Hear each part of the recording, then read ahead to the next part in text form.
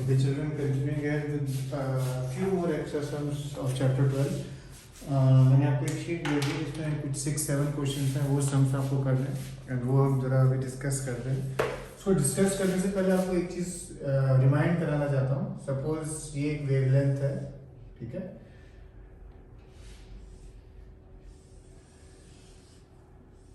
एक वेव है, तो ये जो एक पूरा वेव का जो एक डिस्टेंस होता है वो आपका वेवलेंथ होता है, ठीक है. और आपका ये पोर्शन ऊपर वाले को हम क्रेस्ट बोलते हैं and this portion is known as trough of a wave. Formula आपको मालूम है, speed is equal to wavelength into frequency. And अब ना ये चीजें जो दी होंगी they will give it in such a way that they will try to confuse you. So वही हम थोड़े से सब देख रहे हैं. और एक चीज आपको और मालूम है, फ्रीक्वेंसी और टाइम पीरियड वो 1/t का रिलेशन होता है, ठीक है. फ्रीक्वेंसी, ये फ्रीक्वेंसी का थोड़ा टेढ़ा भी बनाया मैंने, is equal to 1/t. Okay, ये चीजें आपको ध्यान रखनी है. जैसे क्वेश्चन है, question first. A boat anchor is rocked by the waves whose consecutive crests are 100 meter apart.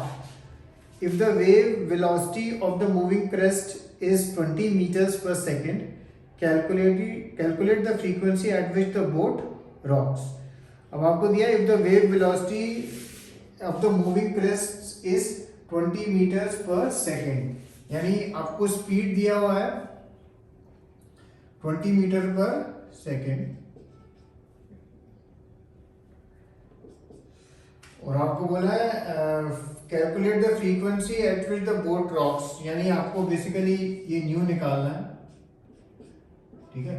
अच्छा, जैसे मैंने बोला था, आप क्वेश्चन में जो चीजें गिवन होंगी but they will give it in such a way that they try to confuse you. अभी जो 100 मीटर है लिखा है by waves whose consecutive crests are 100 metre apart, यानी ये क्रेस्ट और ये क्रेस्ट, यानी ये डिस्टेंस कितना है, 100 मीटर है. सो बेसिकली उसने आपको वेवलेंथ दी है but in a different language. तो ये आपको ध्यान रखना है कि यहाँ पे आपको ये वेवलेंथ में इसको सब्स्टिट्यूट करना है. आपको 100, तो आपको आंसर फ्रीक्वेंसी का मिल जाएगा. कंसेक्यूटिव क्रेस्ट, तो ये पूरा एक वेवलेंथ पूरा एक हो जाता है, ठीक है. तो कई बार जब भी आप कंफ्यूजन हो, सेकंड हिंट आप कहां से ले सकते हैं, जो यूनिट है. अगर सपोज ये मीटर या सेंटीमीटर होता तो आपको समझ लेना कि ये वेवलेंथ दिया हुआ है, ठीक है. सो इस तरह से क्वेश्चन तो सिंपल है but you have to interpret it correctly. Question 2, calculate the wavelength of a sound wave having a frequency 300 hertz and speed 330 metres per second. ये तो स्ट्रेट फॉरवर्ड क्वेश्चन है. Question 3, the sonic boom of an aircraft has a time period of 0.00005 seconds. Calculate the frequency of the sound produced. तो आपको, जैसे मैंने आपको समझाया था कि आपको ये रिलेशनशिप मालूम है between frequency and time period and then you can just substitute the value and finish the sum. एक चीज आपको जस्ट आपको मालूम है ऑलरेडी, पर जस्ट बताना चाहता हूँ. सपोज ये 1/02 है सपोज, ठीक है.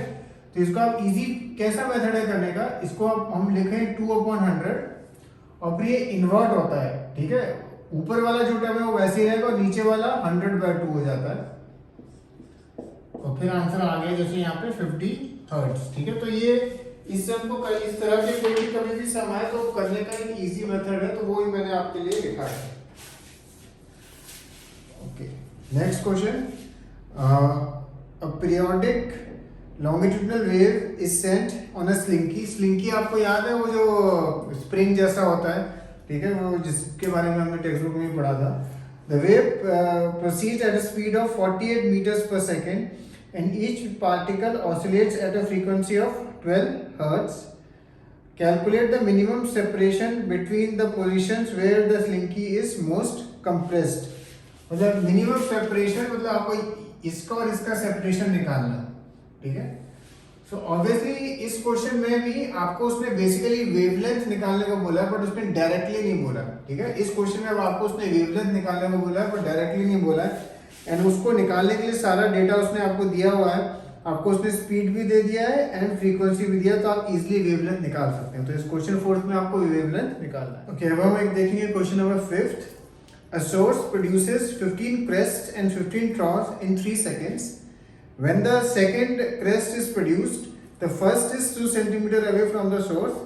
Calculate frequency, wavelength and last में लिखा है velocity of the wave. अच्छा इसमें जो फर्स्ट ये जो सेंटेंस लिखा है ना, a source produces 15 crests and 15 troughs in 3 seconds. तो 3 सेकंड में मतलब बेसिकली ये क्रेस्ट का एक ट्रॉ है एंड 15 प्रोड्यूस होते हैं ऐसे इन 3 सेकंड. तो पर सेकंड अगर हम देखें, अगर हम निकाल लें तो पर सेकंड में कितना होता है तो हमें फ्रीक्वेंसी मिल जाएगा. तो पर सेकंड अगर आप देखो 15/3 करेंगे तो बेसिकली 5 मिला. तो फ्रीक्वेंसी आपकी है इस क्वेश्चन में 5 हर्ट्ज. तो अगेन इस क्वेश्चन में फ्रीक्वेंसी थोड़ा इनडायरेक्ट वे में दिया था.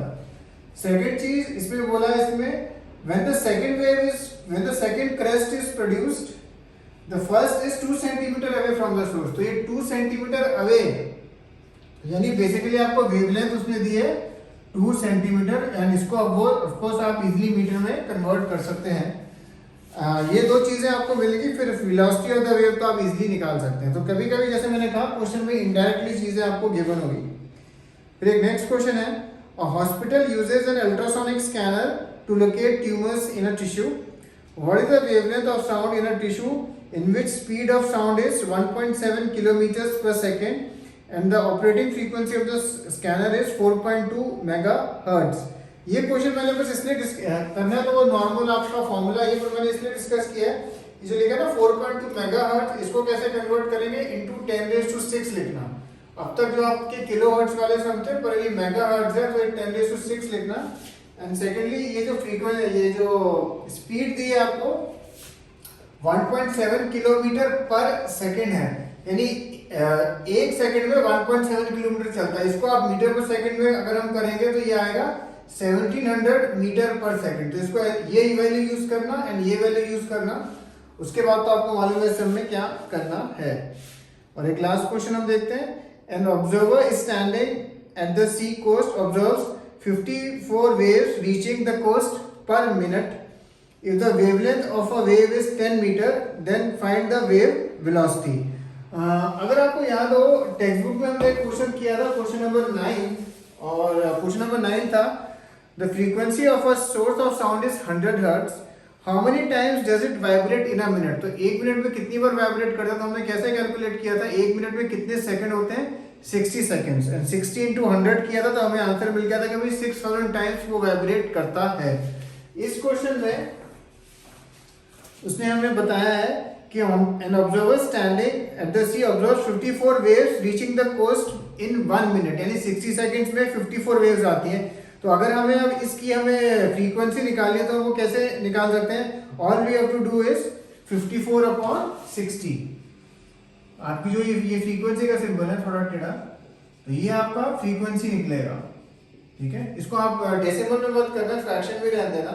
और फिर आप उसमें हमने क्या पूछा है, और if the wavelength of the wave is 10 meter, wavelength दी है 10 मीटर, और फिर लास्ट में आपको बस स्पीड निकालनी है, वेव वेलोसिटी यानी स्पीड निकालनी है. तो वो आपके पास फॉर्मूला है, आप इजीली इसको निकाल सकते हैं.